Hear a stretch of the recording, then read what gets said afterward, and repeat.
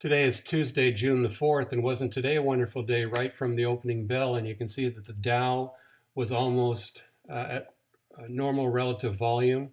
NASDAQ, which had been so badly beaten up yesterday from the pop, had over relative volumes. That's a good thing, and so did the S&P 500. So a strong day all around and very little red. So the opposite of what we saw yesterday. Just a few little islands of red, but of course utilities, which is where people go because of the high dividends, and for security, people will move there when the stock market is down.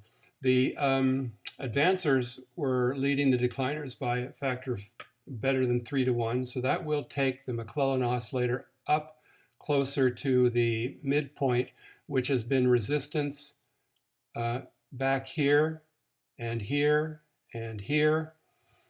So it's going to take quite a lot to drive us above the zero line. So let's see if it's just optimism about the Fed lowering the rates or China being serious about wanting to talk. We shall see.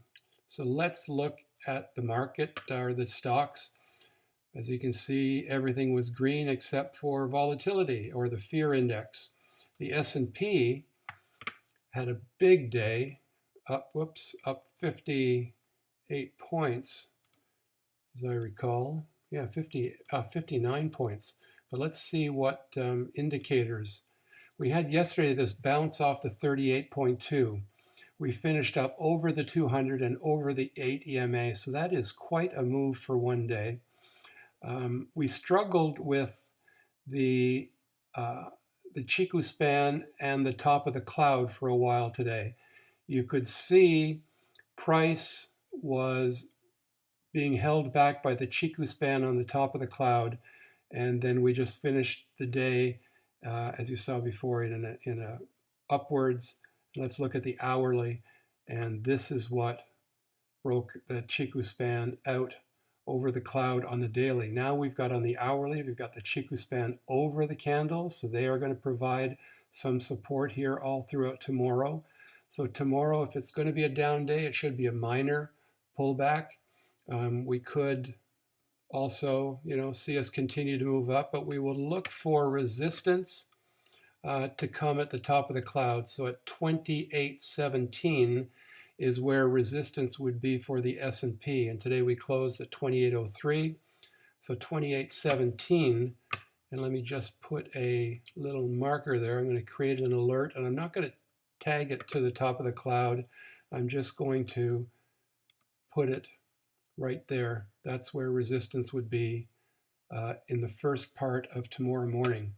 Apple, we said, I said yesterday, what happened to it yesterday was just ridiculous. It couldn't have been anything to do with what we saw at WDC, and indeed it wasn't. When I stopped the video, we found out that it was just the Department of Justice wanting to look at Facebook, Google, Apple.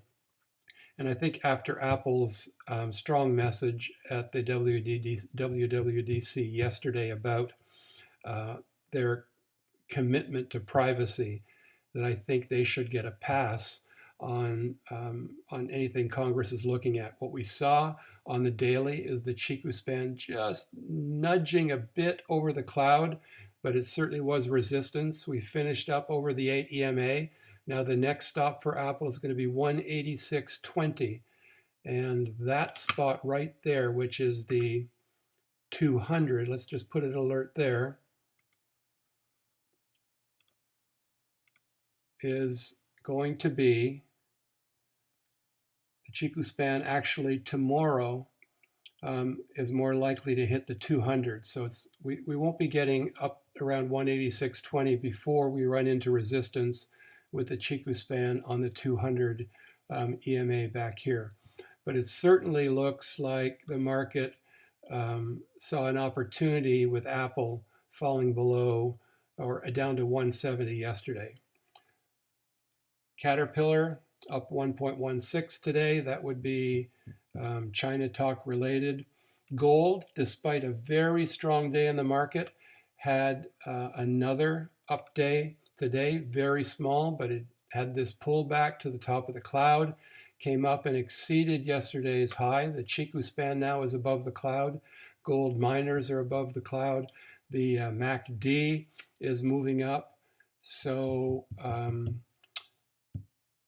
it looks really good for gold, and I'm very glad to be holding on to a lot of gold miner shares. Our 6% dividend stock, 6.5% dividend stock, AT&T, despite president bashing, is up for the week. Resistance on the 200-day moving average, the EMA, resistance on the cloud up here. So for the rest of the week, movement for T will be limited. But this is not a stock that we're expecting a lot from. We just like to see some consistent positive growth and return back to 42 someday. But in the meantime, it's paying us an awfully nice dividend. You can't get a bond for 6.5%. WDC, up day, MACD looks terrible, doesn't it? Not something I follow historically, but I'm starting to look at it now. But I won't comment on it until I, see more that correlates with, what we're thinking about the stocks. But we had a nice little day today. Whirlpool, $8.50. What a huge day. And I tweeted out that yesterday's pulled back to 68.1. I missed it yesterday, and I wish I had seen it. I didn't comment on it, but I would have been a buyer at the open today if we had seen that. That's such an important value. It's called the golden ratio for a reason.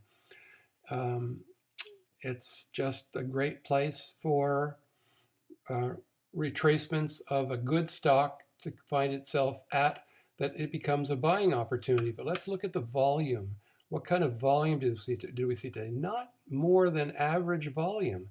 So if we take this and open this up a little bit, we really saw twice the volume of yesterday, but it's below the 20-day average volume. So if you look at all these red candles, there have been more sellers than there have been buyers. So we're not out of the woods yet on WHR. Certainly, if we get a pullback tomorrow, I'd like to buy some calls. I don't want to pay $126 for the stock, but I may buy some July calls because Whirlpool will come back if the Mexican talks are any better.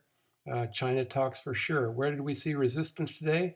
Look at that line that's the top of this candle. Follow that white line over. What do you see? You see the Chiku span and the 200. So at one point today, right there, the Chiku span did hit the 200 simple moving average, and that was resistance. So that covers our regular stocks. What do we see for tomorrow? The SPX shows that we could have another update tomorrow, but it should be limited to a maximum of 28.17 tomorrow. So we've got that alert to talk about tomorrow.